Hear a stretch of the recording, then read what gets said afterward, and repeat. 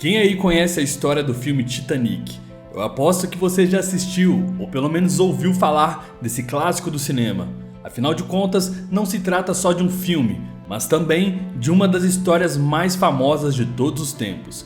A história do gigantesco navio considerado a prova de naufrágio que bateu em um iceberg e acabou no fundo do oceano. Mas o que você aí do outro lado conhece sobre a verdadeira história de 1912 que inspirou a criação desse filme? No vídeo de hoje eu vou te contar a verdadeira história do navio Titanic e como tudo realmente aconteceu. Oi, eu sou o Flash, você está no canal Clube de Histórias. Aqui eu te conto histórias sobre pessoas, lugares e acontecimentos que marcaram a humanidade de alguma forma, casos de investigações e mistérios não solucionados.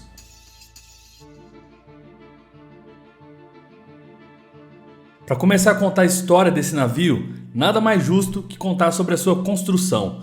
Em 1907, no Reino Unido, Joseph Bruce Smythe, presidente da companhia de navios White Star Line, decidiu construir 3 grandes navios para competir com a sua rival. Seus planos eram ambiciosos. Ele tinha o desejo de construir os maiores, mais luxuosos e seguros navios do mundo. Eram eles Olympic, Titanic e Gigantic, em referência às 3 raças da mitologia grega, olimpianos, titãs e gigantes.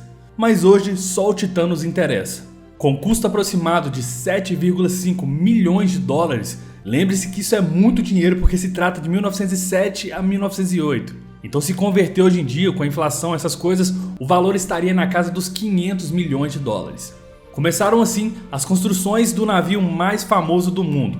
Titanic e Olympic foram construídos lado a lado, e para diferenciar os dois, o casco do Olympic era branco e do Titanic era preto. O Titanic tinha 269 metros de comprimento, 28 metros de largura e 53 metros de altura. Pesava aproximadamente 46 mil toneladas. E quando lançado ao mar, precisou de 6 âncoras para pará-lo. Ele realmente fazia jus ao seu apelido, era um verdadeiro titã. Em 1912, terminaram as obras do Titã e sua primeira viagem seria 10 dias após a sua inauguração. E quem via de fora simplesmente se encantava, porque era gigantesco. Para vocês terem uma noção, um campo de futebol tem aproximadamente 110 metros de comprimento. O Titanic tinha 269, era simplesmente enorme. Em sua primeira viagem com destino aos Estados Unidos, a rota contava com 2 paradas, uma na Irlanda do Norte e outra na França, para daí sim partir em direção ao solo americano. E depois de todos os testes marítimos concluídos, no dia 10 de abril de 1912, às 12 horas e 15 minutos, Titanic deixava o porto de Southampton com destino à França. O navio então finalmente começava sua jornada, com todos os seus passageiros a bordo. Eram estimadas 2.200 pessoas, sendo em torno de 885 de tripulação, convés, mecânicos e equipe de atendimento, e 1.300 passageiros, primeira, segunda e terceira classe.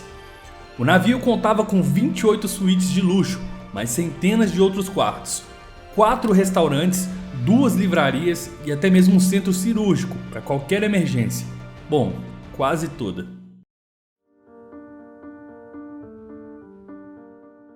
Tudo corria bem e o Titanic já cruzava os continentes rumo a Nova York há 2 dias, quando começou a receber diversos outros avisos de gelo vindo de outras embarcações. A primeira mensagem desse tipo foi do SSLA Torini, que alertava sobre uma névoa densa, uma espessa camada de gelo na superfície da água e vários icebergs em diferentes pontos do oceano. Essa mensagem foi imediatamente entregue ao capitão Smith, mas o capitão tinha preocupações maiores vindas de dentro da embarcação. Há relatos de que havia um incêndio ocorrendo em uma reserva de carvão, o que era muito comum naquela época. Isso é um dos detalhes que levantaria uma teoria futuramente. Mas alguns avisos foram dados e muitos deles nem sequer chegaram ao capitão Smith. E foi por volta das 23h30 da noite do dia 14 de abril, o céu estava limpo, a água calma e de repente foi visto um iceberg na frente do navio. E então uma correria começou com a intenção de tentar virar o Titã para o outro lado. Mas foi um esforço desnecessário porque já era tarde demais. O iceberg atingiu a parte dianteira direita do navio, onde abriu um rasgo no casco e imediatamente começou a entrar muita água. Há uma estimativa de que 7 toneladas de água entravam no navio por segundo, e em poucos minutos o navio já estava inclinado. Em 45 minutos, mais de 13 mil toneladas já tinham entrado no navio. E era o fim iminente, não tinha salvação.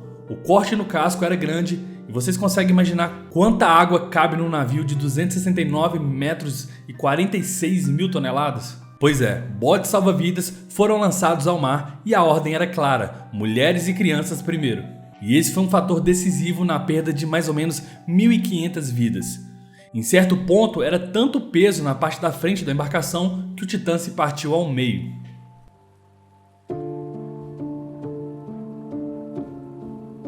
Os botes salva-vidas começaram a ser preenchidos depois da meia-noite. Mulheres e crianças entravam primeiro, muitas dessas pessoas estavam em estado de choque e com muito medo, então alguns se recusavam a entrar nos botes. Além disso, havia o medo de superlotarem os botes e fazer a embarcação virar e eles tombarem no meio do oceano. Então vários barcos foram lançados com uma capacidade muito abaixo do limite, o que também gerou pânico e desespero das pessoas que estavam esperando para poder entrar nos botes. Porque quem estava do lado de fora gritava: cabe mais gente, e os barcos saíam bem vazios.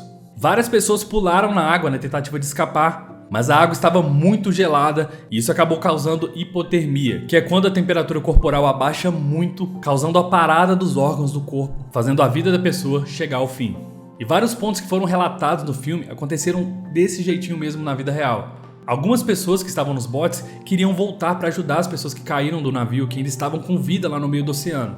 Só que o medo também de tombar a embarcação era muito grande, então vários botes se recusaram a voltar. Só um dos botes acabou voltando, e os gritos de desespero deram lugar ao silêncio das vozes que se perdiam afundando no oceano. Para vocês terem ideia, o resgate de fato só começou por volta das 4 da manhã, lembrando que a colisão aconteceu às 23h30 da noite. Os números são bem certos nesse ponto porque muitas pessoas não pegaram o navio, cancelaram de última hora, mas os nomes constavam ali nos papéis.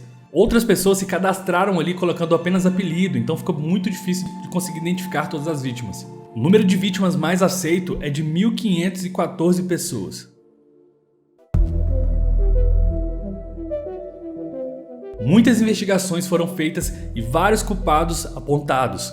Afinal de contas, o que poderia afundar algo daquele tamanho? Chegaram a culpar até mesmo Deus, mas o que de fato teria causado aquilo? Uma série de infelicidades, erro humano ou junção dos dois? As respostas que temos hoje são as seguintes. Primeiro, o inevitável. Mesmo que o barco afundasse hoje, uma coisa não mudaria. O número de botes salva-vidas foi determinante para o número enorme de perdas. Estima-se que só tinha o equivalente a 35% da população do barco a serem salvos nos botes, o que gerou muita revolta pública na época. Também teve um incêndio que teria enfraquecido o casco e a enorme coincidência do inverno daquele ano ter gerado vários icebergs no Atlântico Norte. E isso era bem raro de acontecer, principalmente em abril, visto que o inverno no hemisfério norte termina em meados de março. Talvez se o mar estivesse agitado, os tripulantes estariam atentos e daria tempo de desviar. Ou talvez os vários avisos tivessem chegado ao Capitão Smith, essa tragédia teria sido evitada. Os inquéritos apontaram, de fato, negligência, mas entenderam que nem os botes, nem as pessoas que estavam ali no comando do navio seriam culpados, e classificaram como acontecimento natural, cuja previsibilidade foge à capacidade de percepção do homem, em virtude do que lhe é impossível evitar as consequências. Traduzindo, houve negligência, mas uma série de fatores que não podiam ser previstas ou evitadas foram mais decisivas. E com isso, diversos padrões de segurança foram desenvolvidos para evitar que esse tipo de acidente volte a acontecer. E assim, entra para a história o navio que nem mesmo Deus poderia afundar, tendo se tornado inspiração para diversos livros, peças e, obviamente, o filme. Seus restos ainda descansam no fundo de águas internacionais, onde por várias vezes já foram feitas expedições para fotografar e hoje, quase 110 anos depois, é dito que seus restos vão durar pouco tempo, virando em breve uma grande pilha de ferrugem.